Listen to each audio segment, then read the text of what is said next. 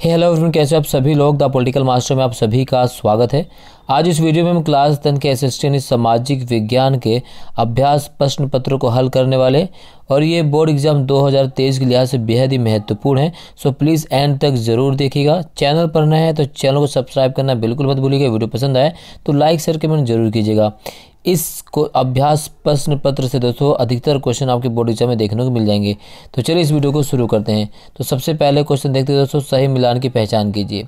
तो सही मिलान की पहचान की अगर हम बात करें तो बिस्मार्क, मेसनी, कावूर और मेटरनिक एस्ट्रिया। तो उसका जो सही मिलान है दोस्तों वह है मेटरनिक बिस्मार्क, यानी मेटरनिक ऑस्ट्रिया का रहने वाला। ठीक है, इस तरह से डी इसका उत्तर सही है। अगला क्वेश्चन है, नीचे दिए गए प्रश्न में दो प्रकथन दिए गए हैं और एक संकल्पना और दूसरा कारण है। कथनों को पढ़िए और सही विकल्प का चयन कीजिए। महात्मा गांधी ने द्वितीय गोलमेज सम्मेलन में हिस्सा लिया। ठीक है, कारण 1931 में गांधी इरविन समझौता हुआ। ठीक है, अगर अब यहाँ दोस्तों आपको बिल्कुल पता है कि महात्मा गांधी ने कांग्रेस की तरफ से दूसरे गोलमेज सम्मेलन में भाग लिए थे। और क्यों लिए थे? क्योंकि 1931 में गांधी और लॉर्ड इरविन के बीच एक समझौता हुआ था, जिसे हम 20 सूत्री समझौता कहते हैं। और इसी समझौते के बाद जो है महात्मा गांधी दूसरे गोलमेज सम्मेलन में भाग लेने के लिए लंदन गए थे। तो दोनों सही है। तो विकल्प है दोस्तों इसका ए सही, यानी संकल्पना सा और कारण दोनों सही है, और कारण है संकल्पना सही व्याख्या की है। अगला क्वेश्चन, निम्नलिखित में से कौन सा कथन मरुस्थलीय मृदा के संदर्भ में सही है? तो कौन सा कथन मरुस्थलीय मृदा के संदर्भ में सही है? तो मरुस्थलीय मृदा लाल और भूरी रंग की होती, बिल्कुल ठीक है। रेतीली तथा लवड़ीय भी होती, बिल्कुल ठीक है। शुष्क जलवायु तथा उच्च तापमान के कारण जल वाष्पन की दर अधिक होती, बिल्कुल ठीक है। तो उपरोक्त सभी कथन इसके सही हैं। ठीक है, उपरोक्त सभी कथन सही हैं। चलो नेक्स्ट, रेखांकित वाक्यांश को सही करके पुनः लिखिए। एक देश जिसमें जीवन स्तर, स्वास्थ्य और सुरक्षा के लिहाज से बेहतर माहौल है उसे विकासशील देश के रूप में जाना जाता है। तो इसका जो सही कथन यहाँ पर है दोस्तों, एक देश जिसमें जीवन स्तर, स्वास्थ्य और सुरक्षा के लिहाज से बेहतर माहौल है उसे विकासशील देश नहीं, उसे विकसित देश कहा जाता है। कि क्या कहते हैं? विकसित। ठीक है, इस तरह से आपको इस तरह से इसको सही कर लिखना है। अगला क्वेश्चन, क्वेश्चन नंबर 5, कार्टून दिया गया। निम्नलिखित कार्टून की व्याख्या अपने शब्दों में कीजिए। तो यहाँ पर कार्टून की बात करें तो कार्टून दोस्तों, कार्टून देश के जो है ना सभी प्रमुख संस्थानों पर एक दल के नियंत्रण को होने का संकेत करता है। ठीक है, और क्या करता है? कार्टून देश के सभी प्रमुख संस्थानों पर एक दल के नियंत्रण को होने का संकेत करता है, जैसे हम one party country and one party system के रूप में जान सकते हैं, और इसका एग्जाम्पल चाइना है। ठीक है, चलिए नेक्स्ट क्वेश्चन है, एक दलीय व्यवस्था से आप क्या समझते हैं? तो इसी का उत्तर यहाँ पर है। सत्य व असत्य बताइए। कांडाला भारत का सबसे बड़ा पत्तन है। तो कांडाला भारत का सबसे बड़ा पत्तन, ये सही नहीं है, ये असत्य है। ठीक है, रिक्त स्थान की पूर्ति कीजिए। सरकार द्वारा व्यापार अवरोधों को हटाने की प्रक्रिया को क्या कहते हैं? सरकार द्वारा व्यापार अवरोधों को हटाने की प्रक्रिया को क्या कहा जाता है? उसे कहा जाता है उदारीकरण, यानी लिक्विडाइजेशन। उदारीकरण, ठीक, उदारीकरण इसे कहा जाता है। नेक्स्ट क्वेश्चन है, निम्नलिखित में से कौन सा एक संघ सूची का विषय नहीं है? तो संघ सूची का विषय क्या नहीं है? तो इसमें से संघ सूची का अगर विषय की बात करें दोस्तों तो रक्षा, कृषि, संचार, व्यापार। तो संघ सूची का जो विषय नहीं है वो है कृषि, और अगर हम बात करें व्यापार तो बाकी रक्षा और संचार जो है संघ सूची का विषय है, जबकि कृषि और व्यापार ये संघ सूची का विषय नहीं है। ठीक है, ये राज्य सूची का विषय है। ठीक, सुनहरा रेशा किस फसल को कहा जाता है? तो सुनहरा रेशा कहा जाता है जूट को। अगला है, किसी एक जायद फसल को उदाहरण लिखिए। तो एक फसल जायद की बात करें, जायद फसल क्या है? खीरा, ककड़ी, खरबूज, तरबूज, ये सब क्या है? जायद फसल है। वायु प्रदूषण की रोकथाम हेतु एक उपाय सुझाइए। तो वायु जो है रोकथाम के लिए क्या करना चाहिए? तो वाहनों से निकलने वाले धुएं पर नियंत्रण करना चाहिए। अगला है, जल प्रदूषण की रोकथाम के उपाय। तो इसमें क्या होना चाहिए? अगर हम और देख के बात करें तो शहरी कचरे की नदियों से में मिलने को रोकना चाहिए। अगला क्वेश्चन है, मान लीजिए आप दिल्ली में अपने घर से उसी शहर में अपने किसी मित्र घर जाना है। परिवहन कौन सा साधन आपके लिए सहायक साबित होगा? तो कौन सा कथन हमारे लिए सहायक होगा दिल्ली में अगर हमें जाना है? तो सबसे पहले हमें बात करेंगे। तो मान लीजिए आपको दिल्ली में अपने घर से उसी शहर में अपने किसी मित्र के घर जाना है। परिवहन का कौन सा साधन आपके लिए अधिक सहायक साबित होगा? तो हमारे लिए क्या होगा? सड़क परिवहन सबसे अधिक सहायक होगा। ठीक है ना। इसके बाद अगर हम बात करें इकबाल उसके परिवार से 5 सदस्य मिलकर कृषि कार्य करते हैं एवं 50 टन गेहूं का उत्पादन करते हैं। किसी पारिवारिक झगड़े के कारण परिवार के 2 सदस्य पारिवारिक व्यवसाय को छोड़ देते हैं, फिर भी परिवार के शेष सदस्य 50 टन गेहूं का उत्पादन कर लेते हैं। बताइए परिवार के 2 सदस्य किस प्रकार की बेरोजगारी के शिकार है। तो परिवार के 2 सदस्य जो है किस प्रकार के बेरोजगारी शिकार हैं। तो परिवार के जो 2 सदस्य हैं वो प्रच्छन्न बेरोजगारी के किसके शिकार है, वो प्रच्छन्न बेरोजगारी के शिकार हैं। कौन सी दलीय व्यवस्था को लोकतंत्र के लिए अच्छा नहीं माना जाता है। तो एक दलीय व्यवस्था को जो है लोकतंत्र के लिए अच्छा नहीं माना जाता है। यूरोपियन यूनियन का मुख्यालय कहाँ पर स्थित है। तो यूरोपियन यूनियन का जो मुख्यालय है वो कहाँ स्थित है, वो स्थित है ब्रसेल्स में। कहाँ पे स्थित है, ब्रसेल्स में। ठीक है, नेक्स्ट, हमारे संविधान के अनुसार अवशिष्ट विषयों पर कानून बनाने की शक्ति किसके पास है। तो अवशिष्ट शक्तियों पर कानून बनाने का अधिकार केंद्र और राज्य दोनों के पास होता है। ठीक है, केंद्र और राज्य दोनों के पास होता है। अगला, गृह से आप क्या समझते हैं। तो किसी देश में सरकार विरोधी समूहों की हिंसक लड़ाई ऐसा रूप ले ले कि वह युद्ध जैसा लगे तो उसे हम क्या कहेंगे, उसे गृह युद्ध कहेंगे। ठीक है, नेक्स्ट है, बागानों में काम करने वाले लोगों की महात्मा गांधी के विचार एवं स्वराज को लेकर अपनी अवधारणा थी, कथन को स्पष्ट कीजिए। तो अगर हम महात्मा गांधी की बात करें, उनकी अवधारणा की बात करें, तो सबसे पहले बात करते हैं दोस्तों असम। तो असम के जो बागानी मजदूरों के लिए आज़ादी का मतलब था कि उन 4 दीवारियों से जब चाहे आ जा सकते हैं जिसमें उनको बंद करके रखा गया है, या उनके लिए आज़ादी का अर्थ था कि वे अपने गाँवों से संपर्क रख पाएंगे, क्योंकि 1859 जहाँ धारणा के ये से एक नंबर क्वेश्चन पूछा जा सकता है। तो 1859 के इनलैंड, जी हाँ, क्या कानून था, उस कानून का नाम था इनलैंड। ठीक है, इनलैंड एमिग्रेशन एक्ट। क्या था, इनलैंड एमिग्रेशन एक्ट। ठीक है, इनलैंड एमिग्रेशन एक्ट।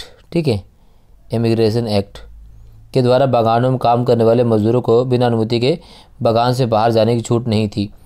चौथा, अगर हम कह सकते हैं कि असहयोग आंदोलन के बारे में सुनने के बाद उन्होंने बागान छोड़ दिए और अपने घर को चल दिए, लेकिन वे अपनी मंजिल तक नहीं पहुंच पाए, उन्हें पकड़ लिया गया बाद में।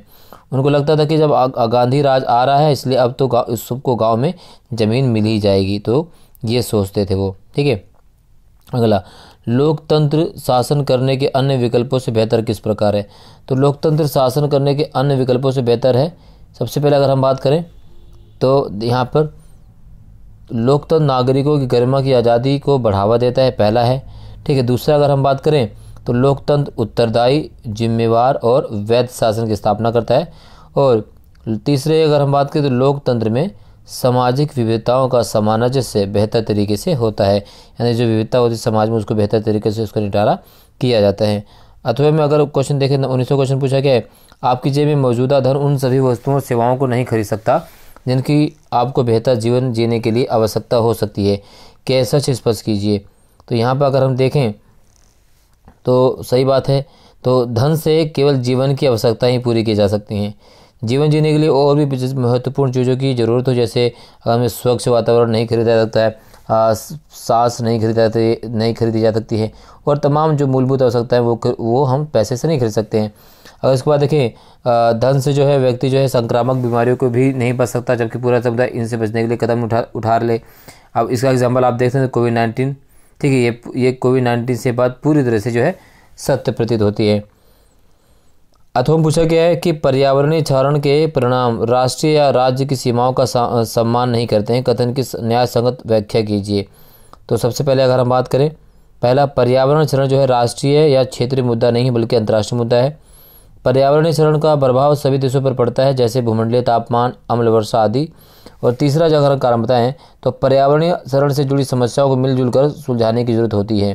ठीक है, इसी प्रकार से क्वेश्चन नंबर 20 पूछा कि भाषाई राज्यों का निर्माण हमारे देश में लोकतांत्रिक राजनीति का पहला और प्रमुख परीक्षण था।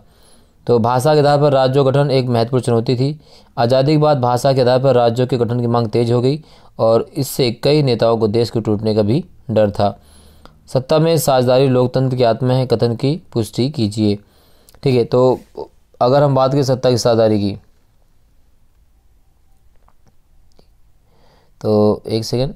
ठीक है, तो जो कथन है तो ये क्या दर्शाता है, तो ये कथन दर्शाता है किसमें, सत्ता की साझेदारी की आवश्यकता को। लोकतंत्र का अर्थ ही होता है कि जो लोग इस शासन व्यवस्था के अंतर्गत हैं उनके बीच सत्ता को बांटा जाए, जैसे भारत में, बेल्जियम में है। सत्ता की साझेदारी के शासन की वैधता बढ़ जाती है और सत्ता की साझेदारी सामाजिक टकराव को रोक पाती है। इसी प्रकार से क्वेश्चन नंबर 22, सड़क परिवहन रेल परिवहन की अपेक्षा अधिक महत्वपूर्ण क्यों है? तो रेल की अपेक्षा निर्माण लागत बहुत ही कम है।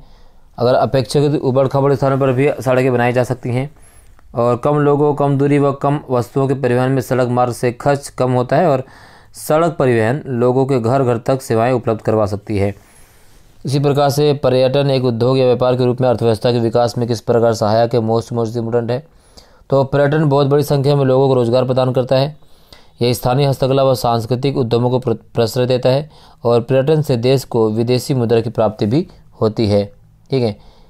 इसी प्रकार से क्वेश्चन नंबर 3 जो खंड से जो है स्रोत दिए गए स्रोत से संबंधित क्वेश्चन पूछे जा सकते हैं। ठीक है, यहाँ पर देख सकते हैं। तो यहाँ पर है राजनीतिक रूप से उदारवादी किस प्रकार सरकार पर जोर देते हैं? तो निरंकुश सहमति के आधार पर 20 का सही उत्तर है। ठीक है। इसके बाद अगर देखें तो उदारवाद जो है लैटिन भाषा के लीबर शब्द पर निकला है, जिसका अर्थ होता है आज़ाद, और नए उभरते मध्यम वर्ग के लिए उदारवाद का अर्थ था व्यक्ति के लिए आज़ादी और कानून के समझ बराबरी। और राजनीतिक रूप से उदारवाद एक ऐसी सरकार पर जोर देता था जो सहमति से बनी हो। ठीक है, ये उदारवाद का मतलब है। डैश संहिता से के माध्यम से सीमित मताधिकार की वापसी हुई, तो नेपोलियन, यहाँ पे नेपोलियन आएगा। ठीक है। उदारवादी प्रजातंत्र का पहला प्रयोग कौन सा देश था? तो उदारवादी प्रजातंत्र का जो पहला प्रयोग था वो था फ्रांस। कौन सा देश था? फ्रांस। ठीक है। चलिए अगला 24, युद्ध की देवता की उपासना कौन करता है? तो युद्ध की देवता की उपासना की अगर हम बात करें तो 24 का युद्ध की देवता की उपासना करता है ब्रिटेन। ठीक है। सत्याग्रह तो शुद्ध है। ठीक है, सत्याग्रह तो शुद्ध है कि शुद्ध आत्मबल है। क्या है? आत्मबल। शुद्ध सत्याग्रह शुद्ध क्या है? आत्म बल। ठीक है। इसी प्रकार से आत्मा का मूल आधार क्या है? तो आत्मा का मूल आधार है सत्य। और उपरोक्त अनुच्छेद का सार अपने शब्दों में लिखिए। तो क्या है? सत्याग्रह पर आधारित होता है और उसमें शारीरिक बल का कोई स्थान नहीं होता है। अहिंसा सर्वोच्च धर्म है और ब्रिटेन जैसे देश हिंसा पर बल देते हैं, लेकिन भारत ने अहिंसा का मार्ग अपनाया है। इसी प्रकार 25 भी है, तो इसी आपको पढ़ के इसको कर लेना है कंप्लीट। 26 भी इसी प्रकार से है। ठीक है। अब बात करते हैं 27। तो 27 की अगर हम बात करें तो क्वेश्चन पूछा कि साख से क्या आप समझते हैं? साख किस प्रकार संपत्ति और ऋण जाल दोनों की भूमिका निभा सकता है? उदाहरण सहित व्याख्या कीजिए। तो साख क्या है? साख का तात्पर्य एक सहमति से है जहां साहूकार जो है ना कर्जदार को धन, वस्तु या सेवाएं मुहैया कराता है और बदले में भविष्य में कर्जदार से भुगतान करने का वादा लेता है। इसी प्रकार से संपत्ति के रूप में अगर साख की बात करें तो कोई भी व्यापार या उत्पादन कार्य करने के लिए कार्यशील पूंजी की जरूरत होती है जो कि ऋण के द्वारा पूरी की जाती है। ऋण उत्पादन के कार्यशील खर्चों का तथा उत्पादन के समय पर पूरा करने में मदद करता है और व्यापारिक उत्पादक अपनी कमाई बढ़ा पाता है। ऐसी स्थिति में व्यक्ति की स्थिति बेहतर होती है और इस प्रकार ऋण एक महत्वपूर्ण तथा सकारात्मक भूमिका अदा करता है। ऋण के जाल के रूप में अगर हम साख की बात करें तो कभी कभी अपनी कार्यशील पूंजी की जरूरत को पूरा करने के लिए ऋण तो लिया जाता है, लेकिन अपेक्षित आय नहीं होने की स्थिति में नुकसान सहना पड़ता है। जैसे फसल उगाने के लिए ऋण लिया जाए और फसल खराब हो जाए। ठीक है।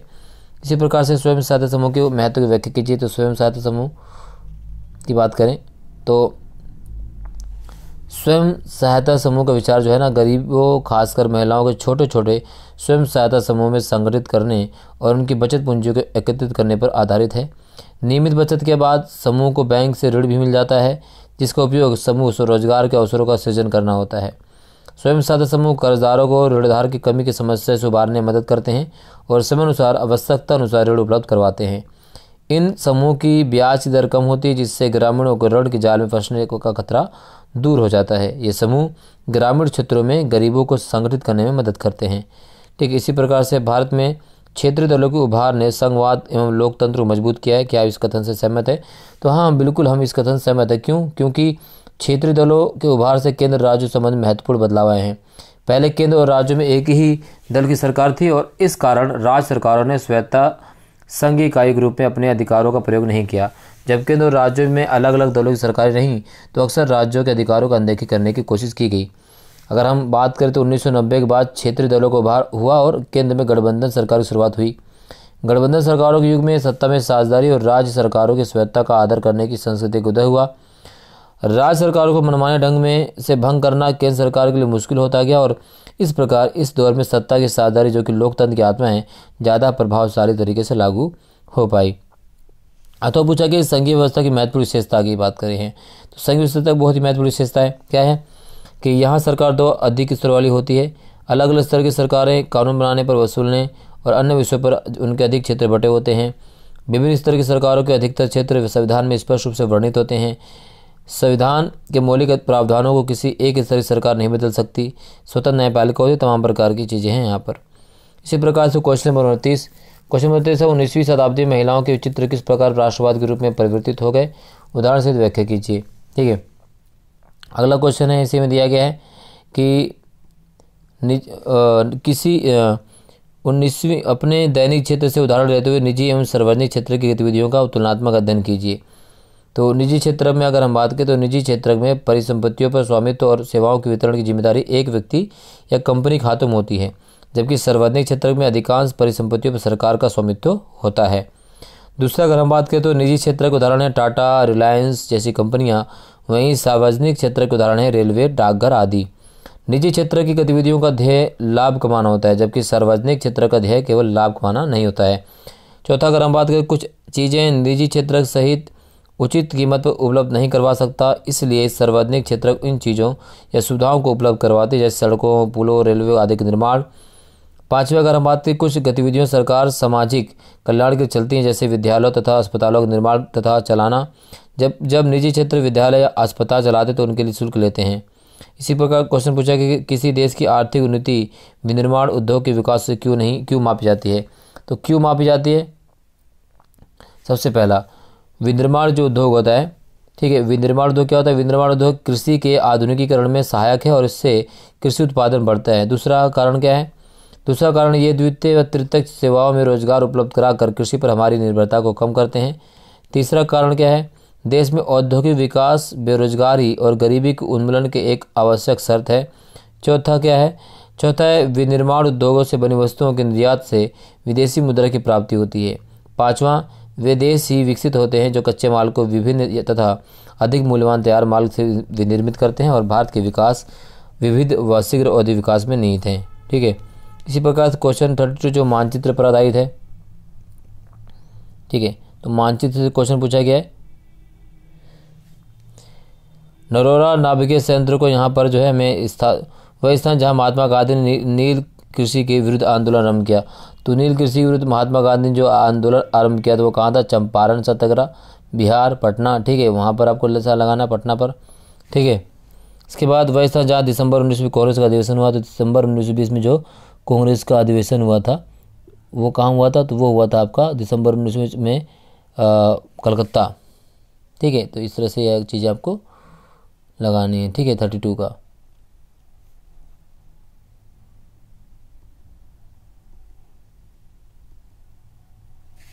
ठीक है, तो ये आपका मैप से सभी क्वेश्चन है। ठीक है,